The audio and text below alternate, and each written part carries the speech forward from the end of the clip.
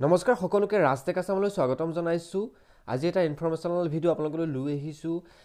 আপোনালোকে সকলোৱে জানে যোৱাকালি যি আছাম টেট 2021ৰ ৰিজাল্ট ঘোষণা কৰিলে আৰু যিসকল কেণ্ডিডেটে আচলতে টেট কোৱালিফাই কৰিলে তেওঁলোকলৈ মোৰ অশেষ ধন্যবাদ জ্ঞাপন কৰিছোঁ। আৰু যিসকল কেণ্ডিডেটে টেটত এইবাৰ বিফল হ'ল বা পাছ কৰিব নোৱাৰিলে তেওঁলোককো মই ক'ব বিচাৰিছোঁ আপোনালোকে হতাশ নহ'ব, পৰীক্ষা দি যাওক, নিশ্চয় এদিন আপুনি সফল হ'ব।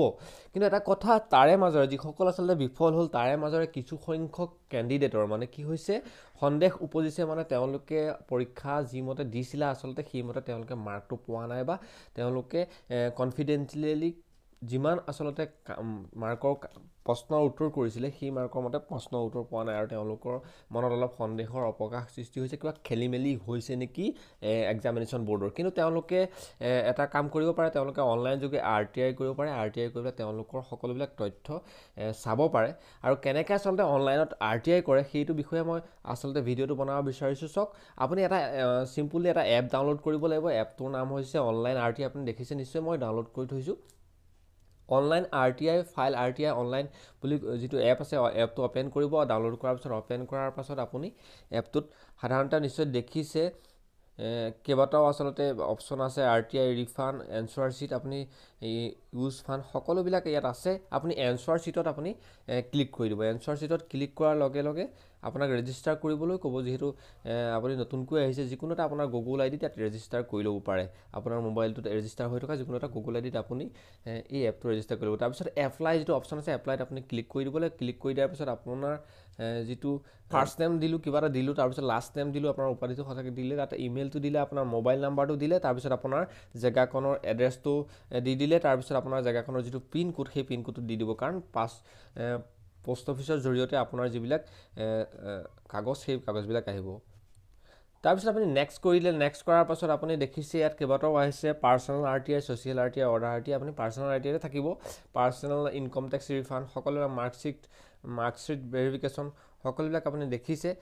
ইয়াত আপোনাৰ লাগে আপুনি এনচাৰ কপিটোত আপুনি ক্লিক কৰি দিব। এনচাৰ যিটো কপি তাত ক্লিক কৰিব। তাৰপিছত আপুনি দেখিছে নেম অফ এপ্লিকেণ্ট, আপোনাৰ নামটো দিব। মই নাম এটা দিলোঁ কিবা এটা উদাহৰণস্বৰূপে। তাত ৰোল নাম্বাৰটো আপোনাৰ যিটো হয় সেই ৰোল নাম্বাৰটো দিব। আপোনাৰ নিশ্চয় ৰিজাল্ট চাওঁতে আপোনাৰ এটা ৰোল নাম্বাৰ আহিছে, সেই ৰোল নাম্বাৰটো দি দিব। এপ্লিকেশ্যন নাম্বাৰ নহয়, ৰিজাল্টটো চোৱাৰ পিছত আপোনাৰ এটা ৰোল নাম্বাৰ বুলি তাত যিখন মাৰ্কশ্বিট থাকে মাৰ্কশ্বিটখন লেখা আছে, আপুনি চাব।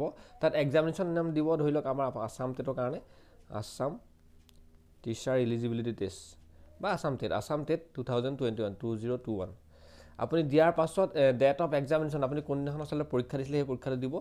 মই কিবা এটা তাৰিখ এক্সাম্পল হিচাপে দিছোঁ। এনেধৰণে আপুনি দিয়াৰ পিছত অ'কে কৰি দিব। অ'কে কৰাৰ পাছত আপোনাৰ সম্পূৰ্ণ ফাৰ্ষ্ট নেম সকলোবিলাক ডিটেইলছ ইয়াত ওলাই যাব। তাত নেক্সটত যাব, আপুনি কি কাৰণে আচলতে কৰিছে। ডেছক্ৰিপশ্যনত দেখিছে following are the details of the exam I have appeared for. Name above application দেখিছে, ৰোল নম্বৰ দেখিছে, এনেধৰণে আচলতে নেম অফ এক্সাম দেখিছে, ডেট অফ এক্সাম দেখিছে, please provide me copy my answer sheet এনেকৈ দেখিছে নিশ্চয়। তাৰ এনচাৰ শ্বীটৰ আপুনি নেক্সট কৰি দিব।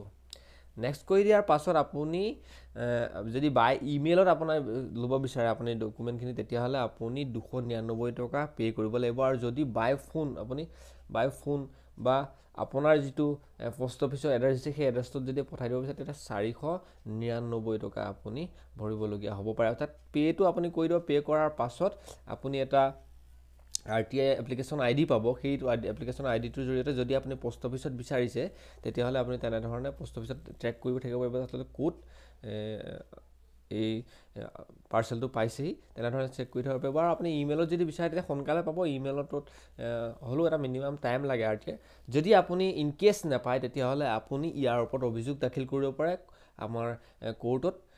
বিভিন্ন ধৰণৰ যে RTI কৰিছিলোঁ, মই কি কাৰণে আচলতে RTIটো এতিয়ালৈকে পাবলৈ সক্ষম হোৱা নাই, এনেধৰণে আপুনি RTIটো এপ্লাই কৰিব পাৰে আপোনাৰ আছাম টেটত। যদি আপুনি সম্ভৱতঃ আপুনি যদি পোৱা বিচৰা মতে নম্বৰ পোৱা নাই, যদি আপোনাৰ সন্দেহৰ অৱকাশ হৈছে, তেতিয়াহ'লে আপুনি এইটো কাম কৰিব পাৰে নিশ্চয়। এনেধৰণে আচলতে RTI কৰিব পাৰি অনলাইনত।